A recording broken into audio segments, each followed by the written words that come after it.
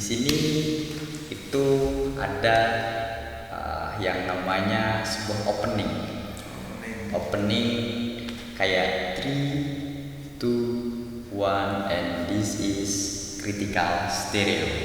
Nah, nama podcast yang memang kita mulai branding itu Critical Stereo. Nah, setelah pastinya dalam suatu acara tentang di podcast ini pastinya memperkenalkan dulu saya sebagai host Ihsan Musidin. Kalau kesibukan saya sebagai mahasiswa di semester 8. Kalau abang sendiri bisa memperkenalkan terlebih dahulu. Ya, perkenalkan saya Rizky Widianto.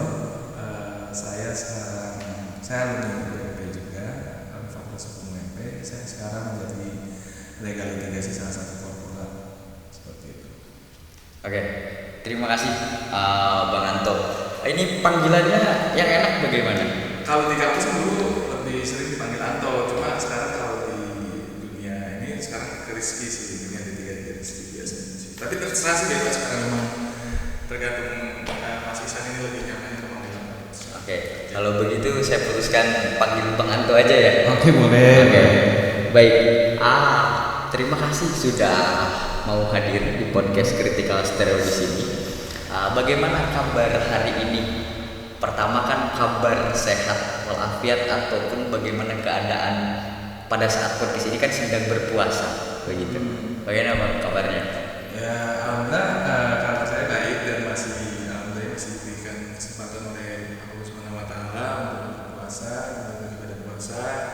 Dan semoga masih bisa diberikan kesehatan dan bisa masih diberikan keselamatan sampai merasakan suatu kemenangan yaitu lebaran gitu.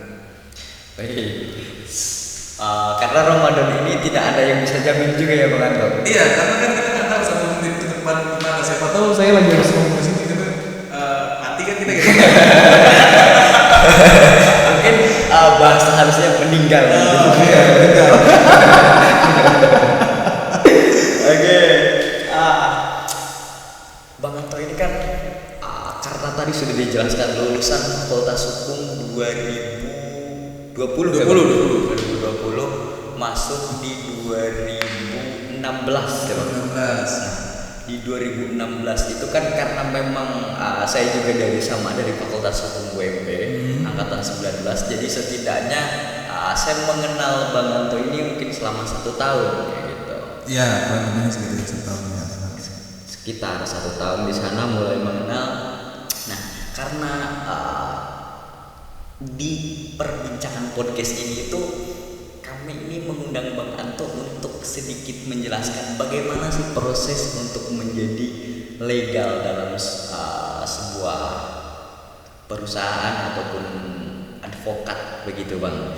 Nah, pastinya ketika abang ada keinginan untuk menjadi sebuah advokat harus selesai dulu S1 berarti ya Bang, sarjana hukum di sana, atau ada kebebasan tidak hanya harus untuk fakultas hukum aja? Oke. Ya, jadi untuk lulusan fakultas hukum itu kan sebenarnya banyak ya. Peluang kerjanya ada di sana, kalau misalnya jadi hakim, jaksa, terus PNS, bidang administrasi di Pemda atau Pemprov atau bahkan di kementerian. Tapi juga ada juga yang bidang yaitu advokat atau kita lebih kenal masyarakat lebih paham itu pengacara. Sebenarnya kan advokat sama pengacara sama aja, cuma masyarakat lebih tahu pengacara. Nah, untuk menjadi seorang pengacara itu atau advokat itu memang perlu yang namanya suatu pendidikan khusus profesi, di mana kita sebut itu sebagai PKPA atau pendidikan khusus profesi advokat. Itu berapa bulan Bang? Untuk standarnya pendidikannya atau kebanyakannya? Kalau kebanyakan rata-rata sih 1 bulan ya, 1 bulan untuk penyelenggaraan. Ada perubahan juga sih kalau menurut senior itu PKPA sekarang lebih sebentar, dulunya agak lebih lama sampai 3 bulan, tapi sekarang sebulan kayak gitu sih. Gitu, jadi ada perbedaan aja, tapi rata-rata sebulan sih ada. Oke. Nah, ketika sudah jadi proses PKPA itu yang pernah karena udah selesai ya PKPA-nya itu dengan jangka waktu misalkan taruhlah bang ini 1,5 bulan kayak gitu. Ada kegiatan apa saja sih di sana? Apakah ada berapa 5 mata kuliah ataupun bagaimana berapa jam itu kesibukannya seperti apa? Apakah sama dengan perkuliahan biasa seperti layaknya mahasiswa fakultas hukum bang?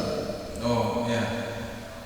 Jadi untuk PKPA itu sendiri, kuliahnya itu saya kan kuliah PKPA di Universitas Islam Indonesia, Yogyakarta. Wih bang. UI. Angkatan 53. Waduh. Saya ingat banget saya angkatan 53. Di situ UI bekerja sama dengan organisasi profesi advokat Pradi yang diketuai oleh Bapak Oto Hasibuan. Nah, di situ karena pada saat itu saya pendidikan profesi advokat masih dalam kondisi pandemi COVID, maka saya pada saat itu daring selama 1,5 bulan kurang lebihnya.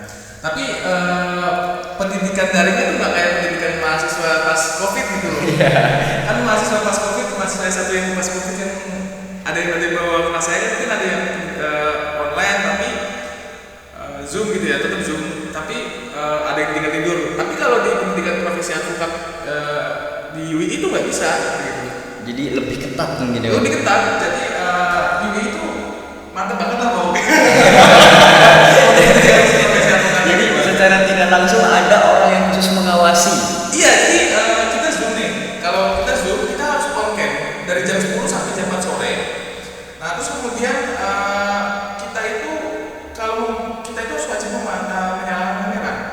Nah, nanti kalau misalnya kita tidak menyalakan kamera, kita bisa di-kick dari room atau dikeluarkan dari room. Kemudian ketika kita tidak izin di kamar mandi, kita juga bisa di-kick dari room dan kita nggak boleh PKPA itu pendidikan itu sambil bekerja atau sambil mengendarai kendaraan motor seperti mobil atau sepeda motor. Itu nggak boleh. Pada saat online itu tidak boleh seperti itu. Kalau sekarang kan banyak yang offline ya bang. Kalau yang offline ini dia ini datang ke kampus, terus mereka menggunakan pakaian-pakaian yang memang diatur juga ya dalam ketentuan pendidikan profesi. Pendidikan profesi advokat itu memang tidak boleh menggunakan asal kaos kemeja aja atau kaos perkelah atau kemeja aja, tapi harus menggunakan formal celana bahan, terus kemudian kemeja, menggunakan dasi, terus menggunakan jas seperti itu atau jas berwarna hitam sesuai dengan kebutuhan.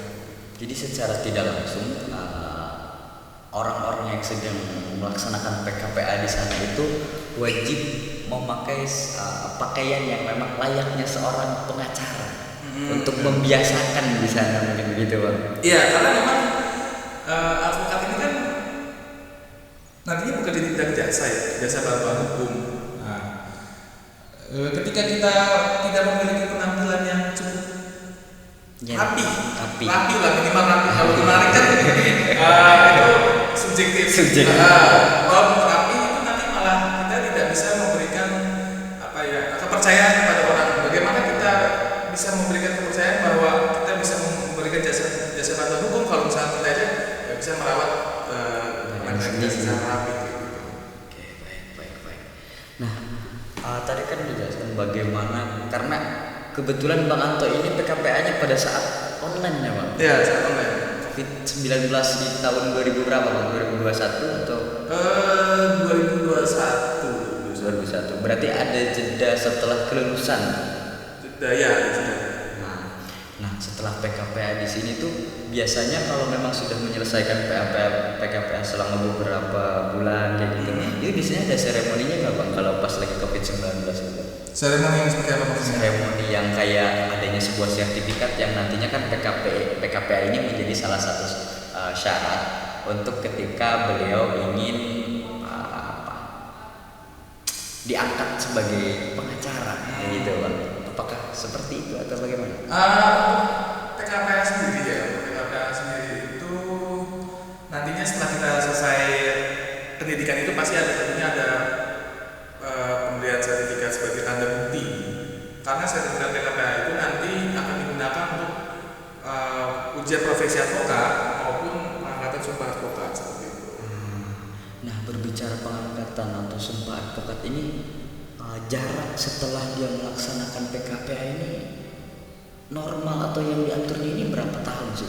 Oh ya, Atau jadi ada syarat apa selain waktu gitu? nah jadi gini, untuk jadi seorang advokat di Indonesia hari ini tentunya yang pertama adalah WIT syaratnya. Itu yang hampir semua profesi kayaknya harus WIT. Tapi tidak kemungkinan ada advokat asing sih. Nah, seperti itu. Tapi yang pertama untuk aturan di undang-undang advokat itu pertama harus WIT.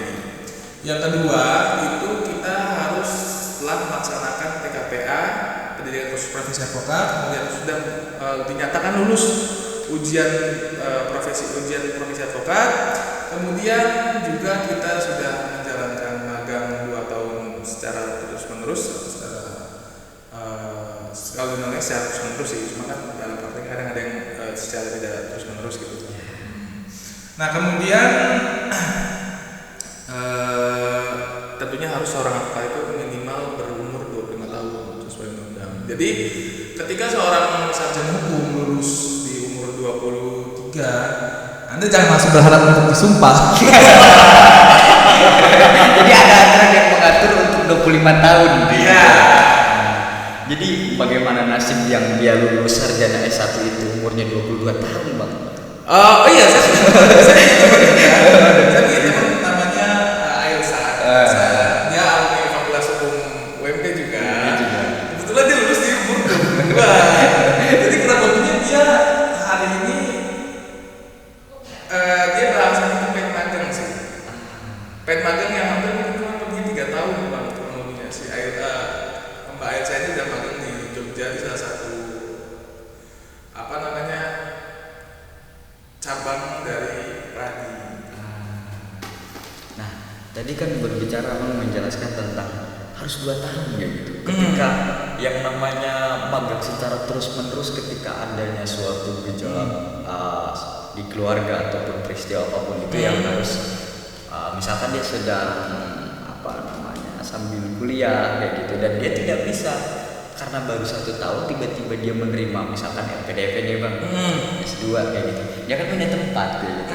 Apakah perpindahan tempat itu akan mempengaruhi dia harus memulai kembali magangnya atau diambil?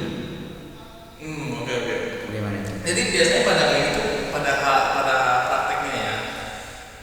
Kenapa sih kan pertanyaannya dulu? Pertanyaannya kenapa sih advokat harus magang? Calon advokat harus magang. Itu yang pertanyaan pertama. Iya, yang pertama. Kenapa sih? Karena bukan hanya pendidikan itu tadi yang kita bahas pendidikan. Kenapa pendidikan harus pakai jas? Ya kan? Itu kan membiasakan diri kita. Nah, kenapa calon advokat itu harus magang? Karena nantinya ke depannya ketika dia mendapatkan suatu kasus dia sudah paham cara penyelesaiannya. Jadi dia nggak canggung lagi atau nggak bingung lagi dalam menangani kasus. Meskipun nantinya dia tetap harus sharing sama senior advokat yang lain atau advokat yang mungkin lebih pandai di bidangnya gitu. Nah itu kenapa seorang advokat itu harus magang?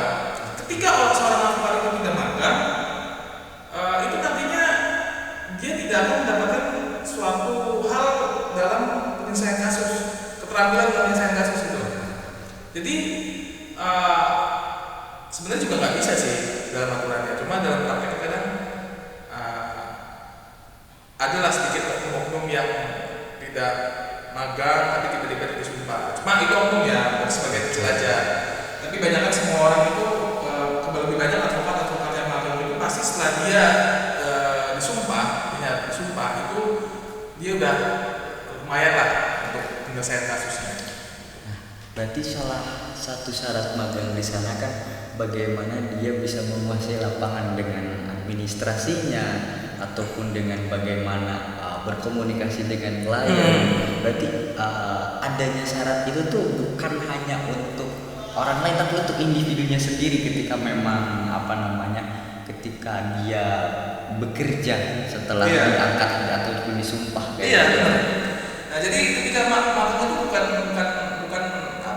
untuk kepentingan orang lain tapi untuk kepentingan diri sendiri kita gitu. Karena jujur aja di saat magang itu nanti kita bakal menemukan realita hukum di Indonesia seperti apa, terus kemudian teknis penerapan hukum atau beracara di hukum itu kita yang nggak kita mungkin nggak dapat gitu di ketika selama berkuliah. Nah itu kita dapatkan di magang.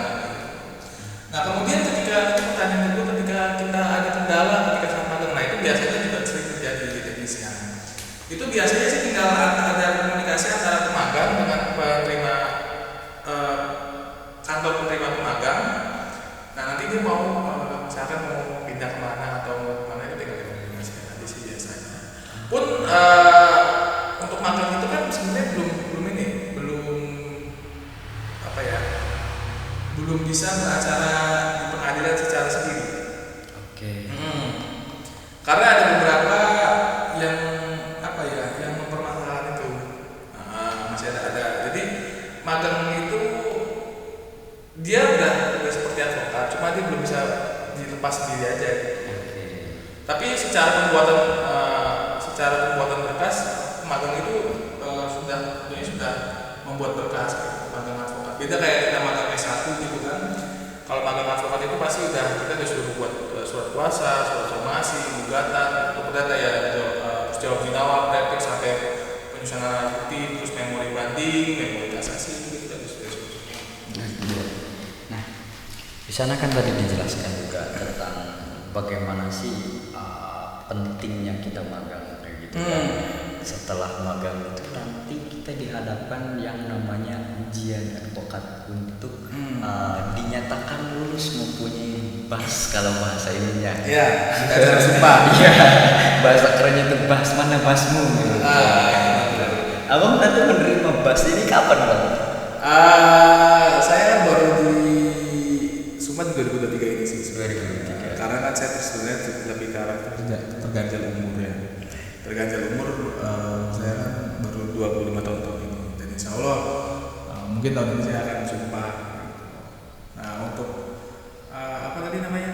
ujian profesi advokat ya itu kan nantinya penyelenggaranya adalah orientasi advokat. Nanti terdiri dari pilihan ganda dan esai. Nah, esai juga nggak main-main. Pembuatan surat kuasa sama gugatan secara tertulis. Secara tertulis. Dan itu ditentukan juga kasusnya. Ditentukan kasusnya. Oh, benar. Tapi gini bang, jadi ketika saya sharing sedikit ketika memang kuliah gitu, ketika dengan Pak Dodo itu kita betul-betul disuruh buat gitu, bang di sana. Jadi ada matkul yang namanya PLKH. Iya, PLKH perdata. Belum PLKH. Kebetulan saya bersama dengan Pak Dodo yang mengampunya itu.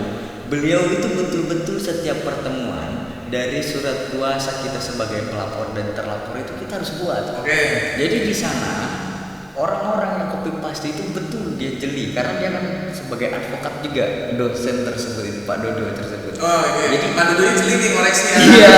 Copy paste nih ya. Karena satu-satu beliau itu koreksinya. Iya sih. Harus orang-orang. Pak Dodo kan perdata ya, tiga perdata ya. Orang perdata harus.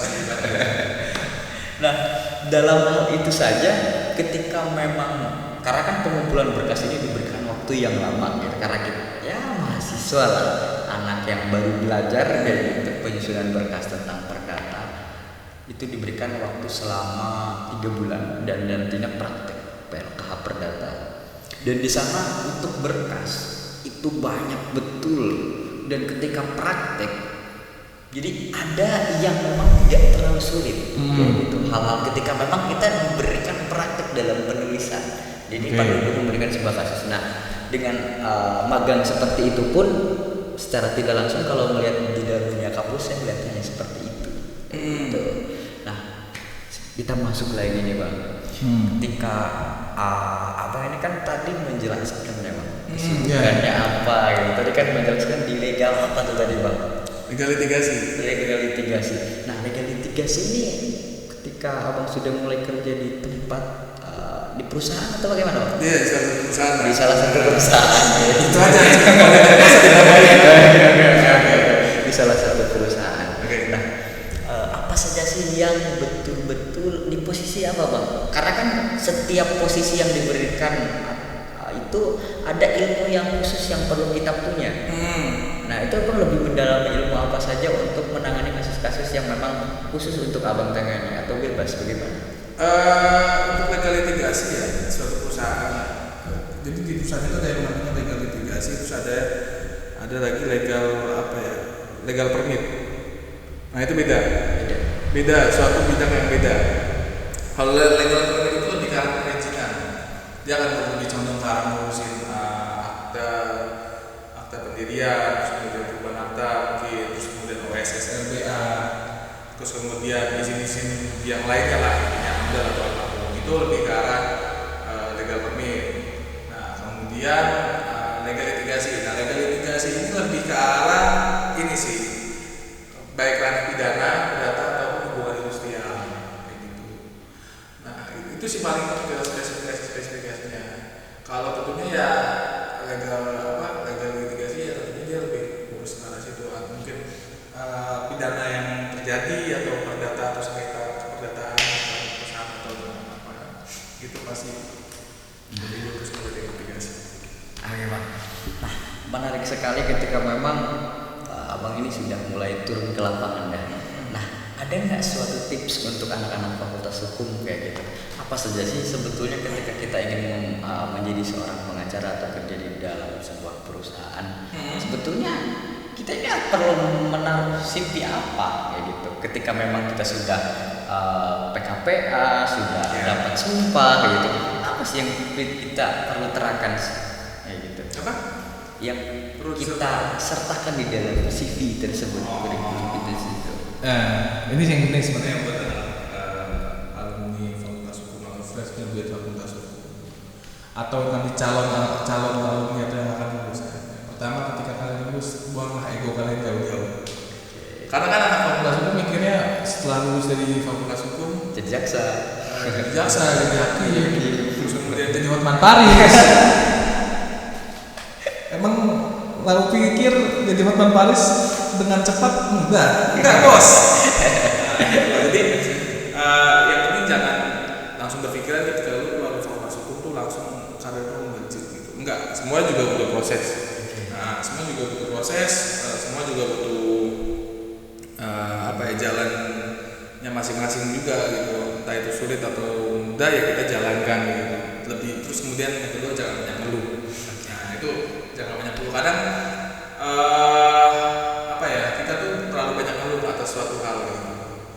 Kayak lu fresh graduate, lu nanti bakal mungkin kalau lu nggak punya pengalaman magang mahasiswa selama lebih mahasiswa S1 di suatu perusahaan, mungkin lu bakal banyak tolak. Lamaran lu bakal ketolak. Kenapa? Karena ini jujur aja ya. Hari ini CV BEM, CV BPM, CV DLM, CV FKM atau CV apapun HPS itu sebenarnya udah nggak begitu ngangkat lagi sih. Sekarang perusahaan lebih terbuka dalam hal pencarian kerja itu. Jadi mereka tuh juga melihat kemampuanmu dalam menguasai suatu bidang dan kemampuanmu dalam bekerja. Jadi akhirnya hari ini banyak juga yang perusahaan yang justru merekrut orang-orang yang tidak berorganisasi di dalam kampus tapi dia memiliki penguasaan materi dan dia bisa kerja juga. Nah, bisa kerja itu dari mana? Ditentukan dari dia pernah magang selama mahasiswa di suatu perkantoran gitu, atau di suatu instansi pemerintah. Itu yang lebih dilirik oleh perusahaan-perusahaan hari ini atau instansi pemerintah hari ini gitu. Dan tentunya bisa menggunakan alat bantu kerja, alat tulis kantor, ATK sih sebenarnya sekarang lebih ke arah penggunaan software itu. Kalau salah mohon maaf. Mungkin kayak Excel yang perlu ditingkatkan, Microsoft Word, PPT, terus Outlook, banyak banget. Itu yang lebih sekarang dilihat oleh perusahaan gitu. Padahal dalam suatu penelitian skripsi saja Bang, jarang orang yang pakai Excel gitu. Ya iya, saya selama 4 tahun juga jarang. Kenapa dengan Excel gitu? Maksudnya sudah harus menjadi suatu keharusan kita belajar Excel. Kita harus mengampilkan diri kita. Nah itulah pesan-pesan saya pada fakultas hukum. Kemudian kalau misalnya nanti sampai ingin jadi jaksa atau hakim ya tentunya kalian harus pintar di bidang akademik ya. Terus kemudian penguasaan bidang itu harus kalian kuasai lah. Akademik yang saya maksud adalah TPA, karena nanti di proses jaksa dan hakim itu kan harus ada yang namanya tes kemampuan akademik gitu ya, matematika dan apa. harus, terus keluarga negaraan itu harus kamu menguasai. Yang kedua tes bidang, kamu harus menguasai bidangmu. Kamu jangan sampai kamu lulusan fakultas hukum, kamu daftar jadi hakim, jadi jaksa, kamu lolos di tes kemampuan akademik, terus keluarga negara, tapi di tes kemampuan bidang kamu nggak bisa jawab, itu sama aja. Iya kan? Jadi jangan lupa untuk disiplin ilmu ya Pak. Iya, lebih dari disiplin ilmu. Oke. Jadi kalau karena kebetulan apa namanya disiplin ilmu dan disiplin waktu itu kadang hal yang memang dia mudah diucapkan Pak. Iya. Tapi susah kita lakukan. Susah untuk kita lakukan. Apalagi berbicara disiplin waktu itu hal yang paling mudah. Oke, untuk kawan-kawan pendengar podcast Critical Stereo yang difasilitasi oleh Komisariat Ahmad Dahlan, cukup sekian apa yang memang sudah kita diskusikan dengan Bang Anto. Terima kasih untuk kawan-kawan yang sudah menonton. Jangan lupa like dan subscribe. Terima kasih dan terima kasih banyak untuk Bang Anto sudah meluangkan waktunya untuk bisa mengisi di podcast Critical Stereo. Oke, sama-sama. Terima kasih, sehat-sehat terus ya.